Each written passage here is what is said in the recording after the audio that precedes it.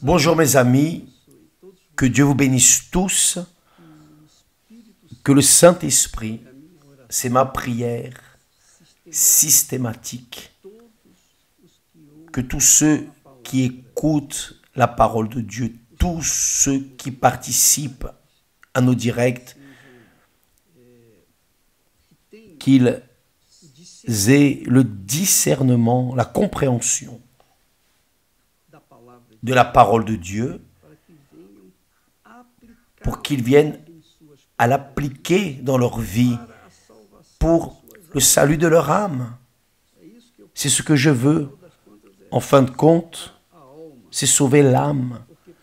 Parce que c'est pour cela que nous avons été appelés, pour mener la parole qui sauve l'âme, l'âme qui est éternelle. L'âme est éternelle. L'âme ne meurt pas. L'âme vit éternellement. L'esprit, qui est l'intelligence, la capacité, ce sont les talents que les personnes ont, retournent vers Dieu. Le corps, nous savons déjà, il reste là. Il retourne à la poussière. Mais l'âme, seule la personne, tant qu'elle est vivante, peut décider le destin final de son âme. Mais ce que j'aimerais vraiment parler, c'est au sujet de Sodome et Gomorrhe. Tout le monde sait, ce n'est pas une nouveauté, que Sodome et Gomorrhe ont été brûlés par la colère de Dieu. Dieu a fait descendre du feu et brûler tout ce qu'il y avait à Sodome et Gomorrhe jusqu'à aujourd'hui. Qui va en Israël arrive là aux endroits où il y a des vestiges, des signes du feu qui a brûlé. Il y a des signes du soufre. D'ailleurs, j'ai du soufre ici à la maison, de là-bas. Un soufre qui, lorsque vous y mettez le feu, il ne s'éteint pas. Et vous ne voyez pas le feu. Vous ne voyez que le fait qu'il est en train de brûler. Quand la personne voit le soufre, et s'il est en train de brûler, elle ne le voit pas. Mais quand elle le prend, sa flamme est cruelle. C'est pire que le feu naturel. Donc, Dieu a fait pleuvoir du feu et du soufre sur Sodome et Gomorrhe. Pourquoi? Parce que Sodome et Gomorrhe étaient en train de vivre dans un péché, à un niveau de péché si haut que ce niveau est arrivé jusqu'à Dieu. Donc Dieu devait prendre une décision, il devait faire quelque chose. Donc il envoyait du feu. C'est la même chose qui est arrivée à l'époque de Noé. Le péché il se répandait de manière cruelle. Et cela insultait même Dieu. Et c'est ce que nous avons vu au jour d'aujourd'hui. Le péché se répand. Il n'est pas encore arrivé à Dieu pour qu'il envoie du feu, parce il existe ceux qui sont de Dieu, qui prêchent l'évangile, qui mènent sa parole sur toute la terre. Donc c'est pour cela que Jésus n'est pas encore venu. Il va venir chercher son Église et alors viendra la période de la grande tribulation. Les tribulations que nous tous nous affrontons de nos jours sont petites. Ce sont juste des échantillons. Mais la grande tribulation viendra vraiment après que Jésus ait enlevé son Église. Il vient enlever et les signes sont évidents, notoires. Très fort cela. Nous voyons les signes du retour de Jésus. On peut même toucher ces signes. Mais pourquoi est-ce que Sodome et Gomorrhe ont été brûlés par la colère de Dieu avec du feu et du soufre? Pourquoi? Pourquoi est-ce que cela est arrivé à un tel point de dépravation morale complète, totale? Pourquoi? c'est ce dont je veux vous parler. C'est la même chose qui arrive avec beaucoup de personnes qui étaient fidèles à Dieu, fidèles, mais fidèles véritablement. Et soudainement, elles ont perdu la tête et elles sont sorties dans ce monde voulant profiter de la vie. Pourquoi sont-elles sorties? Et c'est là que nous allons voir la raison du pourquoi que Sodome et Gomorrhe sont arrivés à un haut degré, le degré maximum, le degré le plus haut de péché. Si nous lisons, si vous lisez dans votre Bible, là, dans le prophète Ézéchiel, le chapitre 16 et verset 49, Dieu dit, il enseigne, montre à travers le prophète pourquoi Sodome et Gomorrhe sont arrivés au plus haut degré de péché. Il est dit, voici quel a été le crime de Sodome, ta sœur. Il parlait du peuple d'Israël et maintenant il parle, il dit que Sodome était la sœur d'Israël à cause du péché qu'Israël vivait à Jérusalem. Donc, quel a été le péché? Quelle a été l'iniquité de Sodome? 3 péchés. D'abord, elle avait de l'orgueil. C'est l'orgueil. Le nez relevé, la personne qui se croit quelqu'un, elle se considère quelque chose. D'abord, l'orgueil. Hein? C'est l'orgueil qui veut faire ce qu'il veut et pense que tout le monde est ignorant. La personne se met au-dessus des autres, de son semblable. L'orgueil, la personne orgueilleuse, vous savez comment c'est, n'est-ce pas? Vous connaissez ce genre de personne. Donc d'abord, ça a été l'orgueil, se considérer. Deuxièmement, elle vivait dans l'abondance. Elle vivait dans l'abondance. Donc Sodome et Gomorrhe avaient beaucoup de prospérité. Beaucoup de prospérité. Elle était très riche. Donc, elle ostentait la richesse, l'abondance. À cause de cette abondance, de cette vie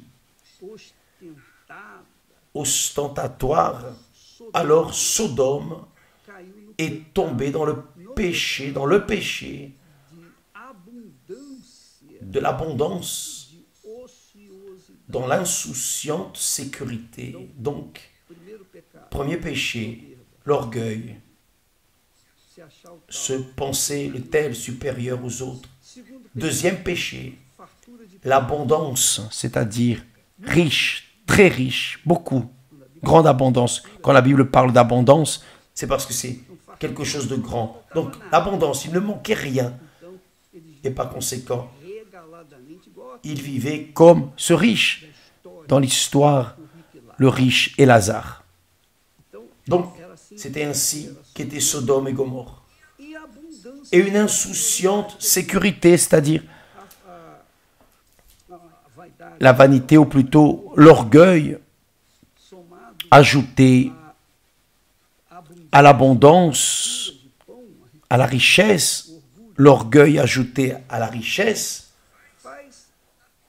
mène la personne humaine à vivre dans une insouciante sécurité. La personne ne veut que profiter de la vie. Donc elle reste là, elle ne fait plus rien. Elle ne pratique plus rien. Elle ne fait que voyager dans les vents favorables. La vérité est que cette situation ici a fait que Sodome et Gomorrhe soient immergés dans la fantaisie ou dans les fantaisies de la chair.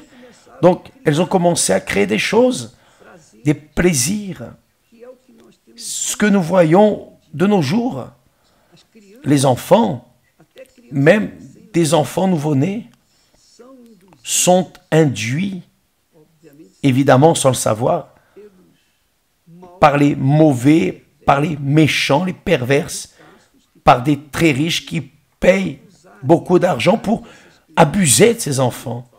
Je ne vais pas parler ici. Comment? Parce que ce n'est pas le sujet. Mais ils font que les enfants soient abusés. Les pédophiles professionnels sont riches. Ils sont là en train de travailler pour avoir le plaisir avec des enfants, avec des personnes, des enfants innocents. Vous savez de quoi je parle. Mes amis, le monde est arrivé aujourd'hui, l'humanité est arrivée aujourd'hui à un point si grave, mais si grave de péché, que c'est l'un des plus grands signes du retour de Jésus. Le feu ne va pas descendre, non.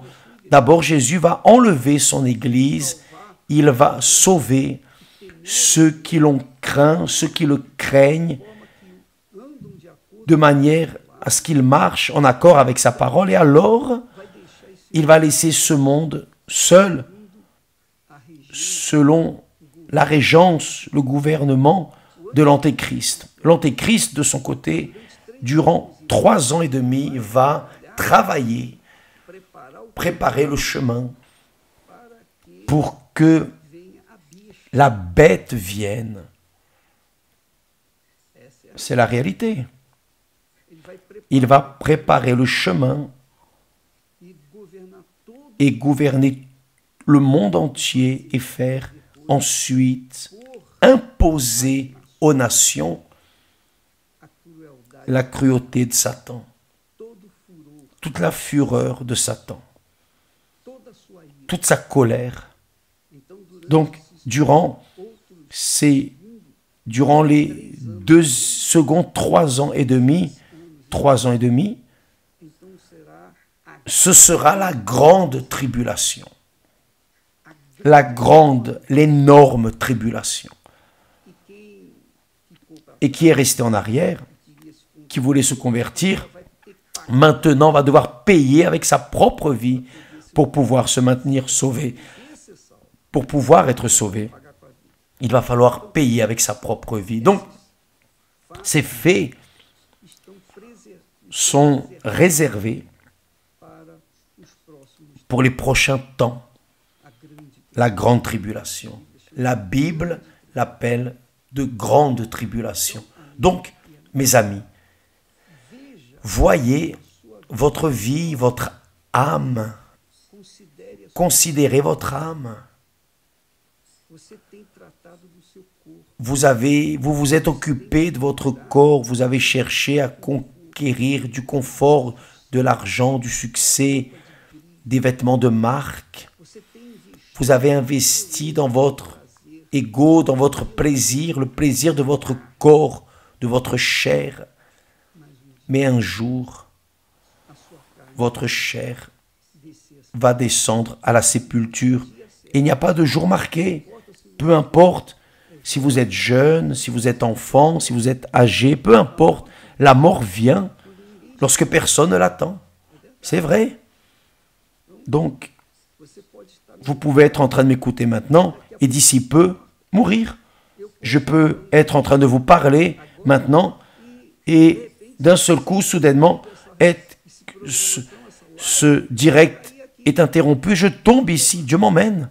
Donc, il n'y a aucune garantie que nous vivrons plus, un jour de plus, 2 jours de plus, 1 heure, 2 heures, 1 minute. Il n'y a pas de garantie que nous vivrons 1 seconde de plus. Parce que il est certain, la mort est la chose la plus certaine de nos jours. Et cela a toujours été ainsi. Mais c'est la chose la plus certaine, c'est la mort. Donc il n'y a pas de médecin, il n'y a pas de scientifique, il n'y a pas de saint, il n'y a pas de pécheur qui échappe à la mort. Personne. vous qui me regardez en cet instant, ne soyez pas effrayés, non. Ne soyez pas apeurés. Non, je ne veux pas non plus faire la terreur ici. Je parle d'un fait que tout le monde connaît. Mais le fait que beaucoup ne savent pas, c'est que et l'âme de la personne qui meurt. Que sera-t-il? Jésus a dit clairement, que sert-il de gagner le monde entier et perdre votre âme? À quoi bon? À quoi bon la personne ostenter des millions et des millions de dollars, sortir dans ce monde et dépenser, dépenser, dépenser? Arrivera le moment où tout restera là, les richesses, les bateaux, les châteaux, les femmes, les hommes, vos vies complètement livrées au péché. Tout restera ici. Mais l'âme, cette âme, Jésus a dit, celui qui veut sauver sa vie, la perdra. Mais celui qui vivra, celui qui me servira, celui qui perdra soi-même à cause de moi, celui qui voudra perdre sa vie à cause de moi, la gagnera. Donc, mes amis, pensez à votre âme, parce que tôt ou tard, le jugement viendra. Tôt ou tard, nous descendrons tous à la sépulture si Jésus ne revient pas avant. Je crois que s'il revient et que je suis vivant, je pars avec lui. Je n'en ai aucun doute. Et si je suis promu avant son retour, grâce à Dieu, je n'ai rien à perdre. Rien, absolument rien à perdre. Parce que le plus important dans ma vie, c'est mon âme. Et je cherche à prendre soin d'elle pour ne pas la perdre pour l'enfer. Et vous? Peut-être que vous êtes en train de vivre dans le mensonge, la prostitution, le vol, dans la corruption. Peut-être que vous êtes en train de vivre une vie déréglée, et vous le savez.